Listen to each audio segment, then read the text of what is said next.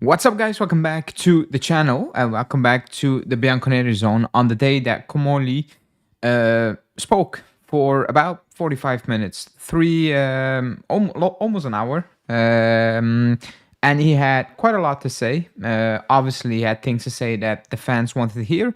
And he went in depth in, certain areas that we all kind of discussed already and, we're a bit confused about. And he was very, very clear in certain aspects of his of the statements he made, and other things were very unclear, confusing. Only time will tell, depending on how you are reading in what he had to say. But overall, it was an interesting presser because a lot of things came out, and some questions got answered, some questions did not get answered. It might even got worse right now. But we're gonna go through all what he had said. I will read it out, and then in the meantime, if Di Marzio has something to say throughout the show, then we will also discuss that as well. Okay, he is there, and I think the big takeaway, or one of the big takeaways, is he's gonna be very, very present. Actually, he said it himself. He said throughout the season, you will see and hear quite a lot of me, which is maybe refreshing, also surprising, considering the role he is. Like, he's not the sporting director. He's not the Paratici type of role. He's not that, So it's interesting that he said, actually, you're going to see quite a lot of me, which might be a positive, might be a negative. Who knows? Only time will tell as well. But we're gonna go through what he had to say because it was quite a long presser, and it's like I can take snippets out of it, but I think it's better to read it out in context than take snippets here and there, and then it's like that might be taken out of context completely. So we started off saying that obviously he didn't speak Italian. I think everybody watched and listened to it. And he talked about it. He said, I can't wait to learn Italian in the near future. I already started to take lessons. I can understand it fairly well. Tough speaking is still difficult, though speaking for me. I'm happy to be here today. It's a great privilege to be the general manager of Juve. It's one of the biggest clubs in the world. I grew up watching this club because, well, great players played there. And second, it's a winning organization, a winning club, Juve has always been a model of efficiency. I've always admired everything Juve has done. I remember when I was a scout and I came to the Deli Alpi. I was in Tokyo, 96. That's when we won the Intercontinental Cup with that Del Piero goal. I think it was River Plate. And I appreciate the culture of Juve. I like to bring several topics, and then he basically said what he's going to talk about throughout, his presser. Good that he wants to learn Italian. If he survives long enough, we can hear it, but on the pace of how our management has been developing, we'll probably not hear him speak Italian. If we are going to hear Comolli speak Italian, it probably means he's doing a good enough job, or a good job.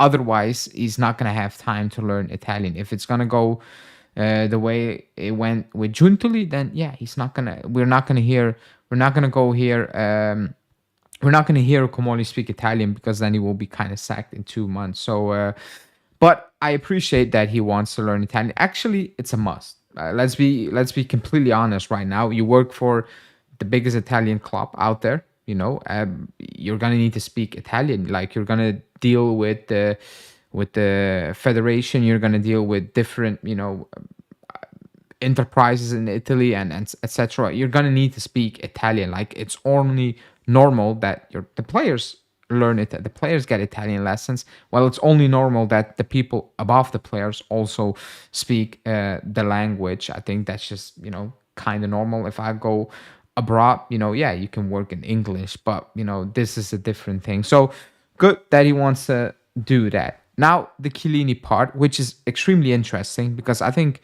building up to this and the last couple of weeks, last 2-3 weeks, it was like, what is Chiellini actually at the club? Like, what is he? He got a title, but is he going to get involved in transfers? Is he just going to stick around? Is he just there to be a mascot, like some ex players are at certain clubs, and it's just to appease the fans.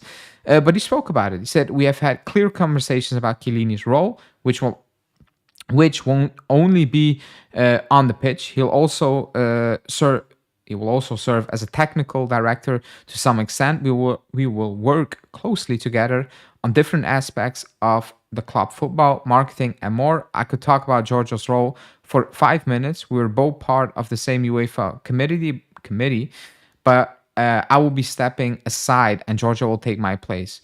So in the committee, we're already working together, and even his brother's involvement is useful. He's started to look into academy operations, which I'm passionate about. Giorgio and I will focus on everything from the pitch to marketing and business. We've created a football strategy committee to discuss youth development, the first team, and Giorgio will be a key member of this. He won't be handling transfers. So oh, hey, on Unholy Fun. That's actually been a while. Hope all is well. Jesus, I forgot about you. That's been actually months, it feels like. So good to have you back in the chat. However, that's Chiellini's role. So no transfers, nothing. So he's basically one. I think he will be at the end, kind of a, how do you want to say that, a connection point between coach, players, and the club. So that I think is good. But he's gonna deal with certain things we apparently didn't really have at the club. When it comes to youth development, marketing, and it's just everything that doesn't really have to do directly or like indirectly with the first team. Signing players and giving interviews post game and pre game and talking about this stuff, and which is good. I think it's very good. But that's that. There were some question marks. Is he gonna handling transfers? Is he gonna pick the coach? Is he gonna have conversations with players, etc.? And it's clearly not really the case. Maybe now in the beginning, because it's all new and we don't have a sporting director, which we'll talk about in a sec, twice actually. But it's good that we have now a clear answer on what Chiellini is going to do. So he's not gonna be a quote unquote puppet, mascot, whatever. He's gonna have actually quite an important role within the club when it comes to obviously development and other things. So yeah, I mean, good. It's a stepping stone for Chiellini. I don't think it's a lot of responsibility, which is good because he's just new to this. And yeah, nothing to say about that really. It's just we have clarification, and I think that's what we all were looking for, or I was looking for, to be honest, when it came to Chiellini's role. And keep hitting the like buttons, people, because that really helps out the channel. Now, the sporting director. Actually, it's two-part. This is the first part, and then later on, I think he will mention it again. Actually, he said we're looking to hire two roles. So a sporting director responsible for transfers and with a view on the youth sector, and a technical director whose responsibilities will span performance, analytics, medical, coaching, and player development. I already have some in mind for a technical director, but I won't share any names today. It's a role I've done myself for years. We'll take our time to get the right people. It won't happen overnight. Once the structure is decided, we will identify the right individuals and then look at the market. Okay, actually, later on, he's going to talk about the sporting director. I'm kind of spoiling it. He said, we're going to take our time with it, and it can be announced in September. Obviously, he was pushing it, but that's the feeling right now, that when he says, and you can see it, the sporting director is going to be responsible for transfers. And the way he speaks, he wants everything structured, every position to fill, every person in the club having a specific role, having a specific thing to do in the club. And it's all good and well, and I appreciate it. And that's good to have structure, to have the right people doing their job and not one doing 10 different things and the other one chipping in here and there. That cannot be the case. So I'm happy that it's well defined. That's good. But when he speaks about a sporting director and he says he's responsible for transfers, and then he says we're going to take our time, I have some names in mind, we do not have time. We don't have time. That is the main point. That is the main issue right now. We do not have time.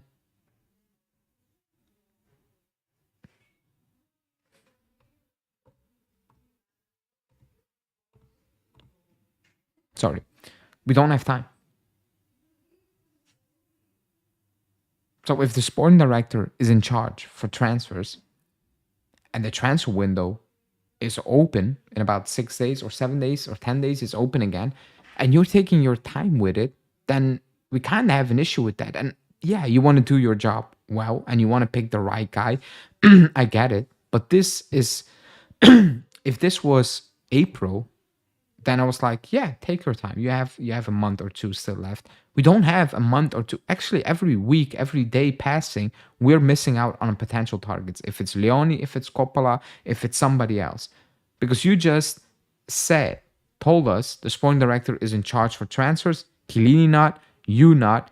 Then right now you're kind of shifting from it because the transfer window is open and you and Chiellini are going to take that on for now, which you apparently are not really a fan of. To have different persons doing the job of another person in charge, basically. Now, the technical director is what he did, and that's something completely different. He said it will be about analytics and medical and coaching and player development, and that's a specific role. I don't really know the details, like what is medical. Is he going to be the medical choosing the medical staff? What is player development really? What does he mean with coaching? So that's something that's so wide. You can basically think about thousands of things what that could mean. The only thing that we want to know is who the hell is going to be the sporting director and who's going to make these transfers potentially happen. That's what we know. And he's telling us, well, it's he's staying. Basically, he's staying. He's taking his time. Excuse me. That's what he's trying to say, which is a bit frustrating. I'm not gonna lie. It's a bit frustrating. Now he can be lying and bluffing, and tomorrow he will announce who the hell is going to be the sporting director, and that's good. That's what we want to hear. Sorry, but right now he's speculating about it, and he's saying, just wait and see. We're gonna take our time with it, and etc. So no news on the sporting director, and that's kind of disappointing. I'm gonna skip the Colomani part because that's part of my video tomorrow. So he's gonna stay, and there's a good feeling he's gonna be with us even next season as well. First impressions, excuse me.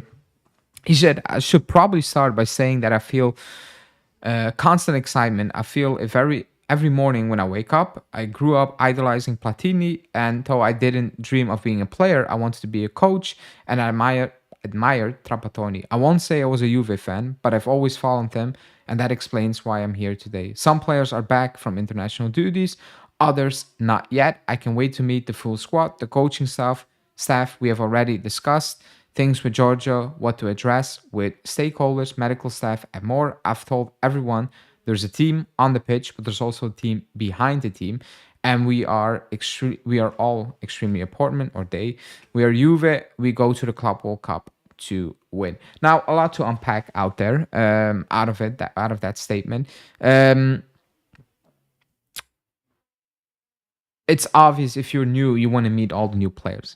I think that's obvious. That's why when the news comes out, Savona is going to extend, McKennie is going to extend, Gatti is going to extend. That can be the case, but I'm just sitting back and I'm like, if Tudor tells Comolli right now, because there's no technical director, I want to keep McKennie, I want to keep Gatti, I want to keep Savona, then yeah, he will probably make it happen. But when it comes to contract extensions, I think he wants to meet all these players face to face before saying to Tudor, you can keep them, but it's gonna be on certain, basis, based on a contract length, the length of the contract, the structure, the wages, all those things. I think he wants to meet these players to understand, what's going to be like, what type of players we have. But for example, the players who are up for a contract or we're in talks with Giuntoli for a contract, I think that's the most important thing right now, because it's still on the table. These players are not walking away. They probably understand, okay, management change, so the new guys are going to need to review it and we'll talk it over. So it's only normal that he wants to meet all these players. Now, the last part, saying that we are Juve and we go to the Club World Cup to win it, I appreciate it. And yes, you go there and you try to win it, obviously, because it's a trophy. And if you win it, fantastic. I will be happy, etc. We all know how unrealistic that is. And that's not believing in it. That's just being real, you know? We scraped top four. We didn't play well. It's the same players. Actually, we got Vega is lost. He's gone. We got Rugani and Kostic to deal with as well. So that's still the team, you know. So yeah, you can go with the idea to win the Club World Cup, and that should be the mindset.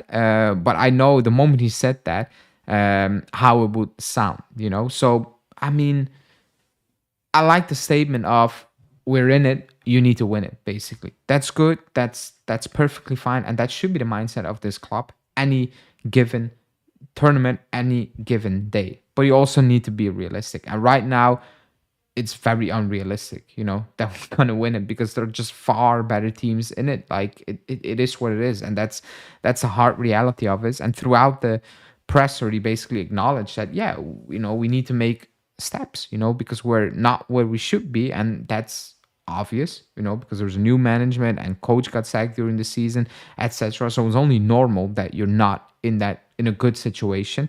But yeah, that should be the mindset. You go there, you try to win it, period. That's what he basically said. I just read that the team's gonna win the Club World Cup will get around 120 million. That's big. Yeah, it is something between 100 and one. It's insane. So whoever's gonna win it is gonna make a lot of money, and probably the team who's going to win it, quote unquote, doesn't really need that money, but it is what it is. Okay, on Tudor.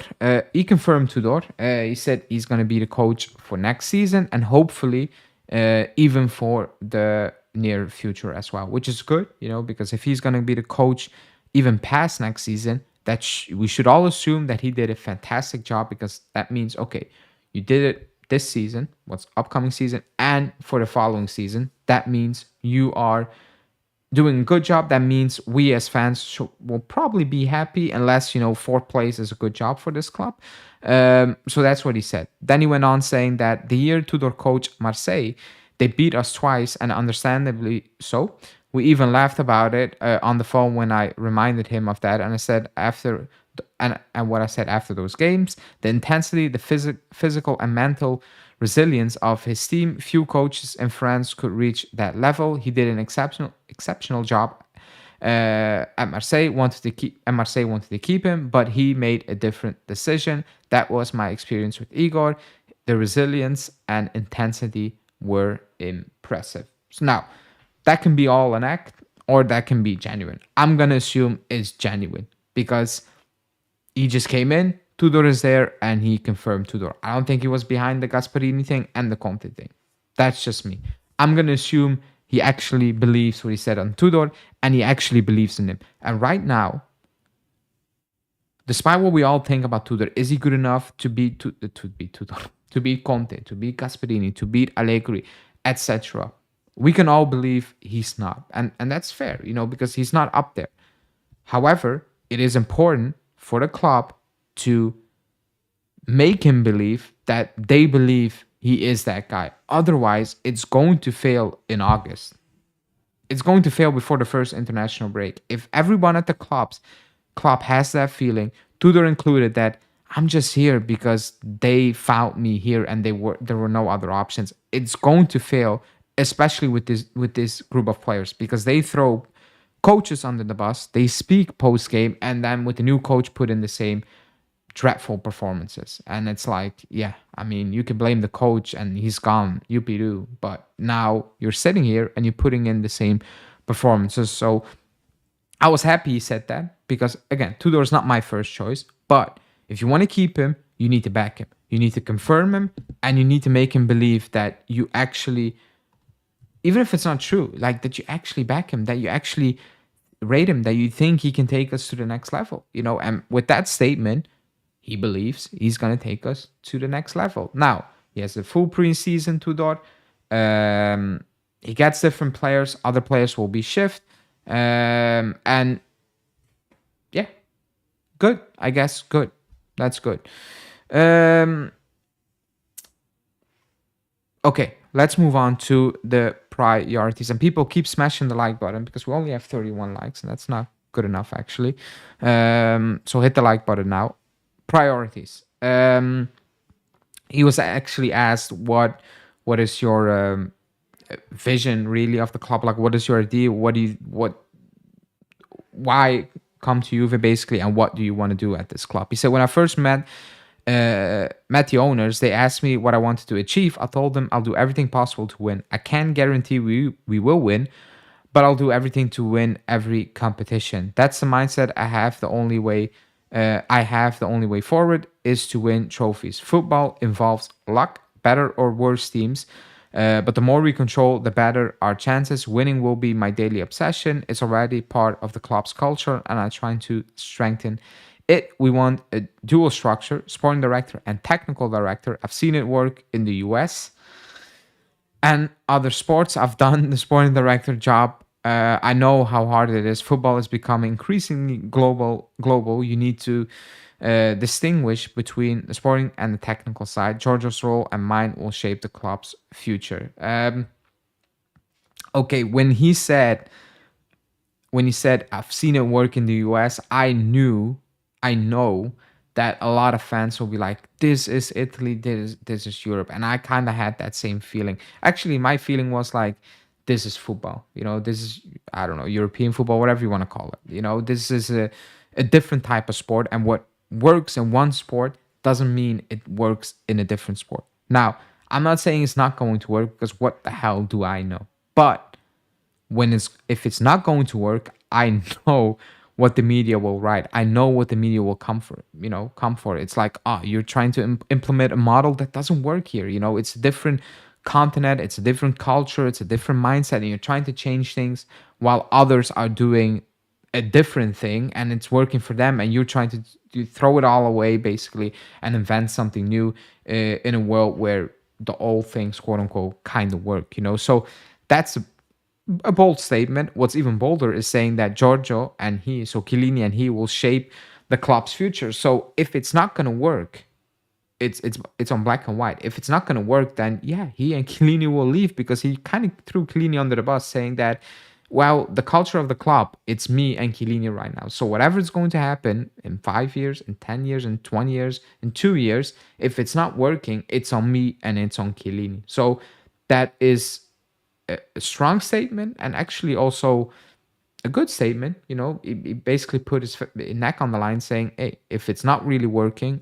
it's me and Chiellini. If it's working as well, it's also me and Chiellini. Fair play. If it works, then yeah, you will get your credit. But if it's going sideways, then you and Chiellini will clearly pay for it, because you told us right now that the culture of the club, you guys are going to shape it. So yeah, bold statement, but I appreciate. Vlahovic. Really quickly on Vlahovic, he said, I spoke to Dusan last week. He should be back soon, and we want to talk to him to understand where he stands. He's a top player. Things didn't quite work for him January to the end of the season. There were ups and downs. I know it wasn't enough. I need to understand how he feels, what his intentions are, even physiologically, before making any decision. The decision has been made. He's gone. Whatever he says there, it's pointless, because the contract is enormous.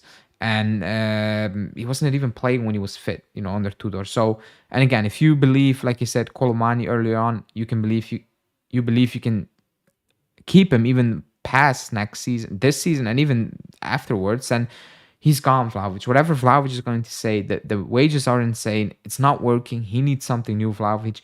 We need something new. There's no good reason to keep Vlahovic at the club right now. Not for us, not for Tudor, not for Vlahovic himself. So that statement, obviously he's not going to say Vlahovic is out. He's not going to say that face to face. That makes absolutely no sense. But we all know he's out, and it's more about, it's not just financially. It's also, yeah, like he said, it's just not working out, period. It's as simple as that.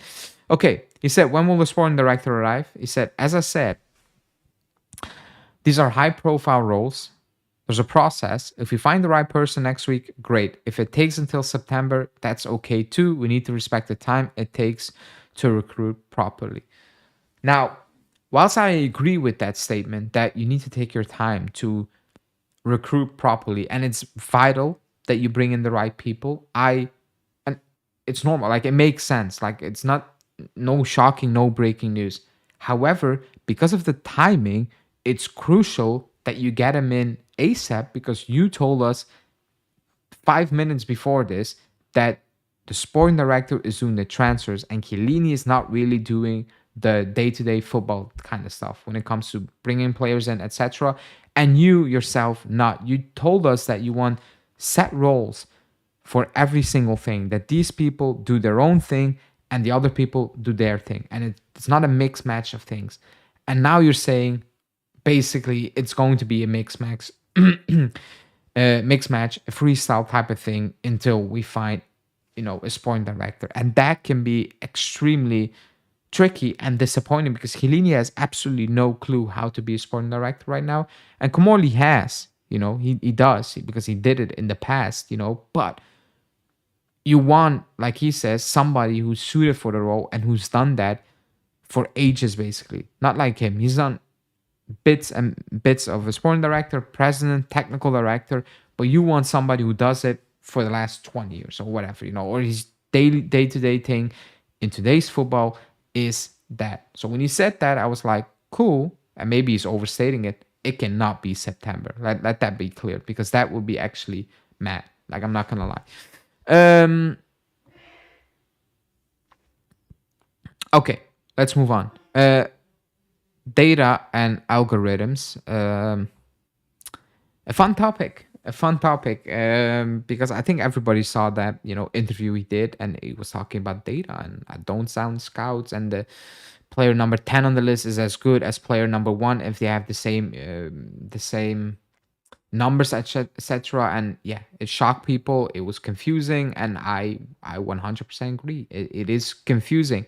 However, he said it's been part of my career for 25 years. Clubs that bring me in expect me to bring that data knowledge. I have that background and I want to implement it. My primary job is to bring maximum emotion to our fans 3 times a week. But in this industry, we must also be rational. On August 1, 25, I've been in professional football for 33 years. I've never seen success without using data. Everyone from fashion to consumer goods to NFL to space travel uses data. That's kind of a lot to read out. We will use data in many areas: player selection, strategy, injury prevention, business operations, fan engagement. AI helps and is improving. I know data works because English clubs are based on it.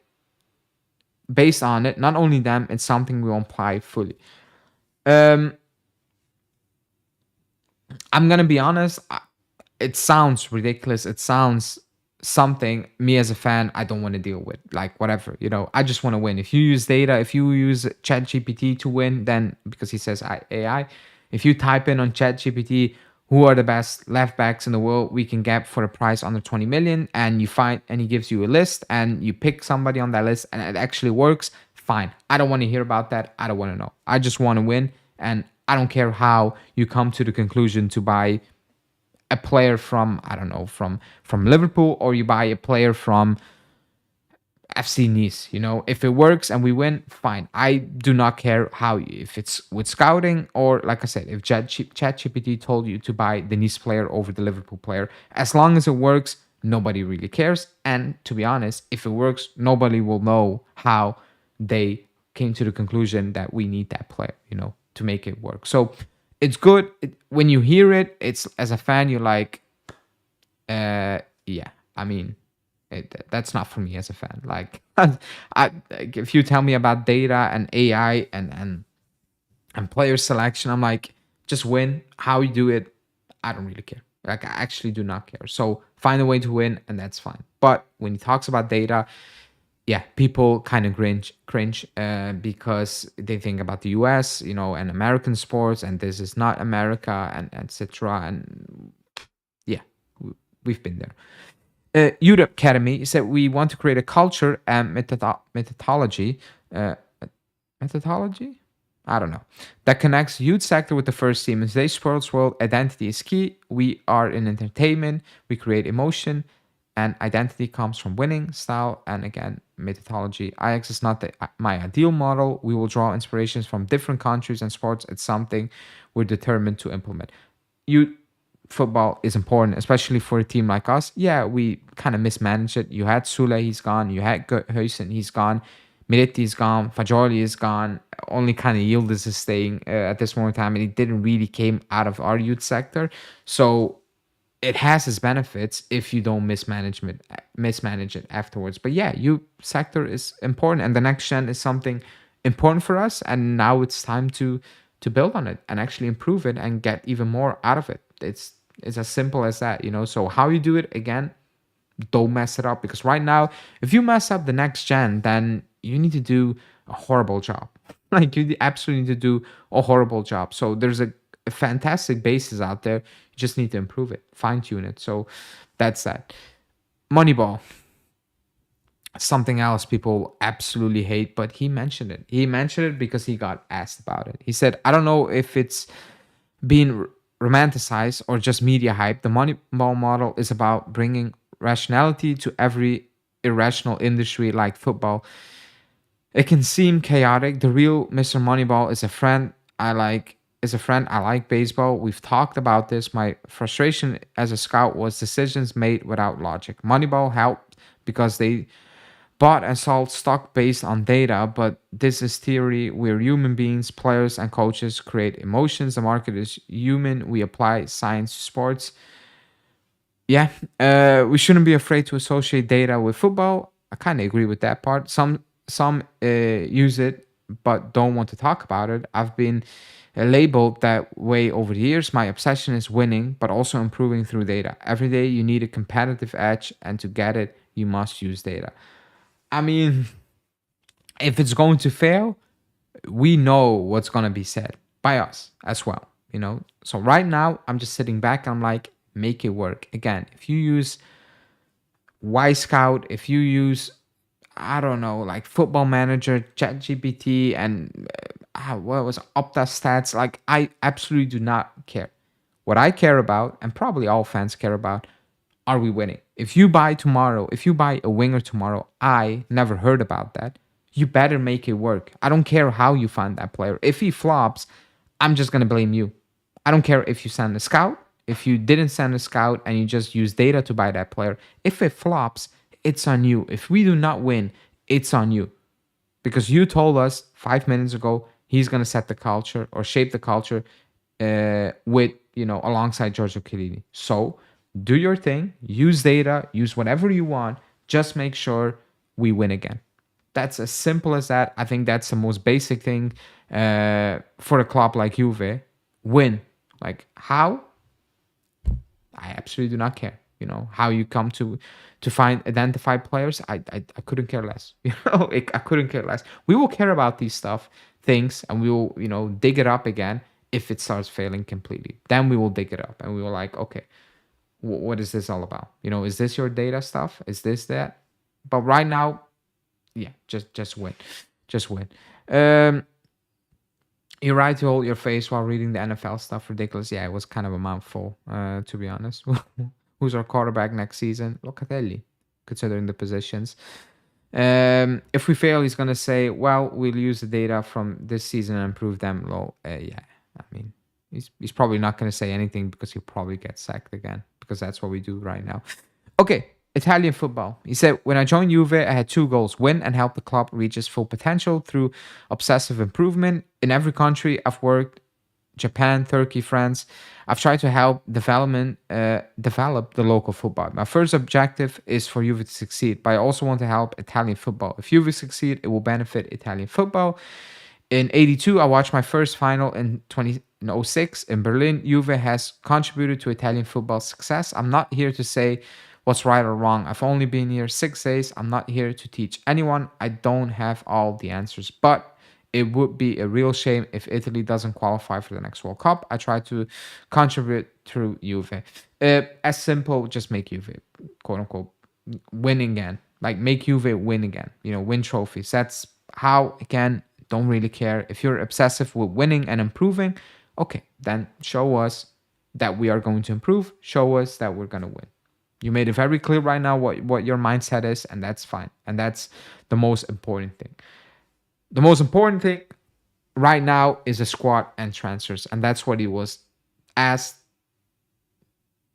at the end of his presser. And that's the most um, relevant thing for us as well. What about transfers? We missed out on the first part of the transfer window. We might be missing out on targets, on potential, not stars, but like, yeah, maybe stars, whatever you want to call it, but potential, options for the future. We might be missing out on them because we've been taking our time way too long and because we don't have a sporting director. However, he said, you will see my face a lot this season. I'm open and honest, but very reserved when it comes to the transfer market. We've discussed the squad with Tudor, Giorgio, and Maurizio. Scandavino. We have an idea of the changes we want to make. Tudor averaged, here we go with the data. Tudor averaged 2 points per game and brought us to fourth place. If the team hadn't been ready, he couldn't have achieved that. There will be some adjustments, but no radical changes. Now, you cannot really read that, people. I'm sorry, but I've read it out. Now, with that statement, I did have an issue. I don't want radical changes. I don't want 17 new players, even though we might need 17 new players. But we cannot do that again. I understand that part. I understand. We need some adjustment. What does some mean? Is that 2, 3? Because if that's the case, then we have a problem. That's one. When he talked about Tudor average 2 points per game, that's the thing I have with the problem I have with data. On paper, 9 games to go, we were in the mud basically. You average 2 points per game. That sounds fantastic. But we all watch those games. Like, let's be completely honest. Let's not fool ourselves. Players losing their heads, losing against Parma, struggling against Venezia. Conceição getting a pen. Otherwise, we were playing Europa League. Like, context matters. The games we played under Tudor were horrendous. And again, maybe when he has a preseason, it will be much improved. We don't know. But the data says, yes, we averaged 2 points per game and we got top 4. But your eye test tells you we were poor. We struggled against bad teams. We lost to Parma. And we deserved to lose to Parma. It wasn't like, oh my God, bad luck. We deserved to lose. We had absolutely nothing that game. Against Venezia, if we didn't win, that would probably have been the fair result. But we did it, and that's cool. But that's where data it shouldn't be used. Because, yeah, on paper, 2 points per game, taking over with 9 games to play for, and you get us on the top 4. On paper, it sounds very good. But the eye test tells you it wasn't good, and a lot of these players were bad, really bad. Nico Gonzalez, poor. Kelly, poor. Cambiaso, poor. Like, the list goes on and on. The performances were so bad. Vlahovic, when he played, poor. It was so bad. It was so bad. And yes, on paper, it says top 4 and 2 points per game. But your eye test tells you that wasn't good. Sorry, the eye test tells you that wasn't good. That's the danger when it comes to data. I hope it's just a quote and they understand we actually need a quality injection. And certain players cannot be at this club and certain players need to leave. But man, we were really bad. We were really bad. Like, there were times that there were games where we got lucky and Di Gregorio was doing ridiculous stuff. Like Alex is saying. If Di Gregorio doesn't make certain saves, there wouldn't be 2 points a game, excuse me.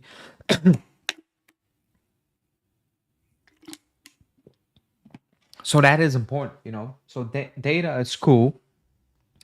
But it cannot be it cannot be the main tool to lead us into a new era. Otherwise, it's going to fail because that quote is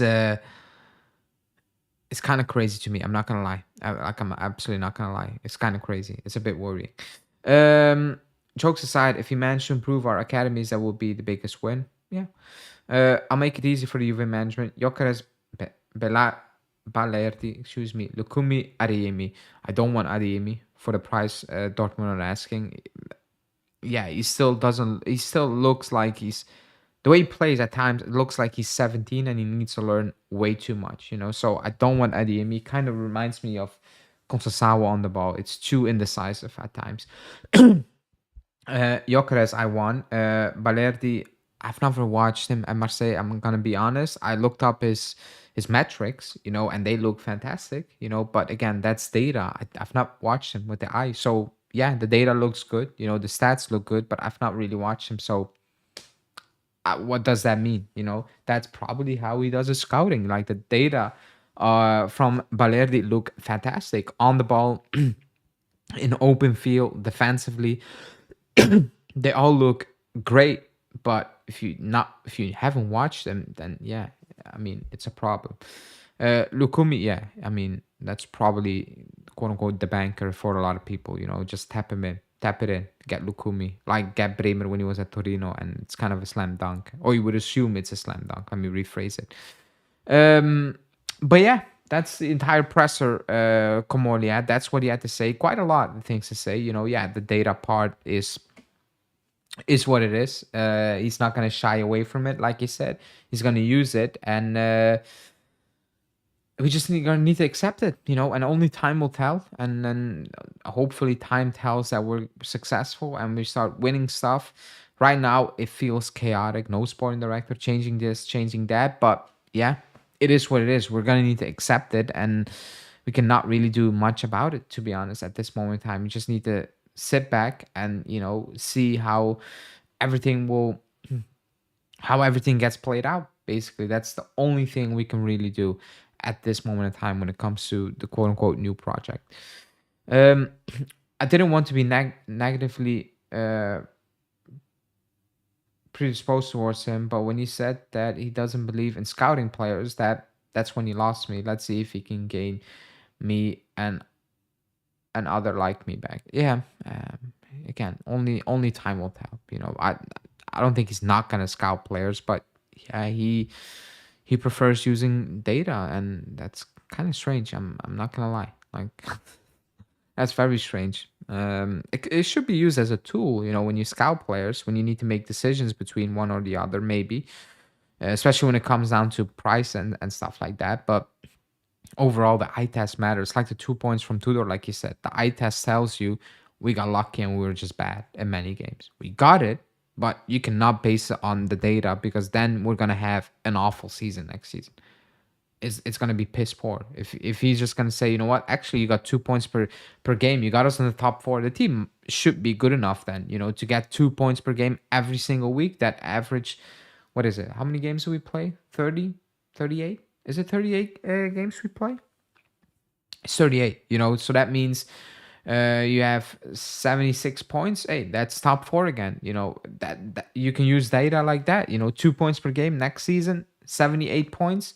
Top four should be top four. I mean, easy, but it's not gonna be like that. It's definitely not gonna be like that, because the way we play, we're not gonna average 2 points per game next season. Especially with the teams we're gonna face. It's just a reality.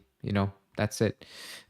People keep hitting the like button. The target was 50. We're extremely close to getting 50. So I would appreciate it if we get that before I wrap this one up, because my voice, I'm losing my voice, as you can hear, which is kind of sad because it was a good live. But yeah, hit the like button and subscribe to the channel. I promise I was doing the keep, loan, or sell live show. I'm gonna keep that promise. It's probably gonna be on Thursday, not tomorrow. It's probably gonna be on Thursday. So stay tuned for that one. And yeah, if other news breaks or anything like that, then I will be live again to talk about what's our first move gonna be. A striker? I have actually no idea. I don't have an idea. I don't even have an idea right now. Like, if I would make a statement, it would be a wild guess, because there's no indication that we're gonna move for a defender first, or a striker first, or a winger first, or a midfielder first. There's no real 100% clue out there. It can be anything. It can also be a player that's just going to be a squad player, not that important. So I don't know what it should be. It should be defenders right now. At this moment in time, it should be defenders. If you read that Vega news, I will discuss it in tomorrow's video. Then yeah, that's wild. The news on Vega was absolutely wild and disappointing. But for me, it's a defender because that backline is just it's quality deprived.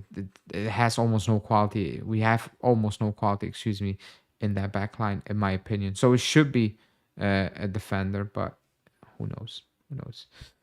Okay. Anyways, people, I'm gonna wrap this one up. Like I said, hit the like button, subscribe to the channel as always. Apologies for me to for breaking up the live because a lot of people are tuning in, but my voice is I'm losing it. I'm losing my voice, so apologies for that. I will try to be back live tomorrow. If not, then Thursday, 100%. Thanks for watching. Stay safe and ciao.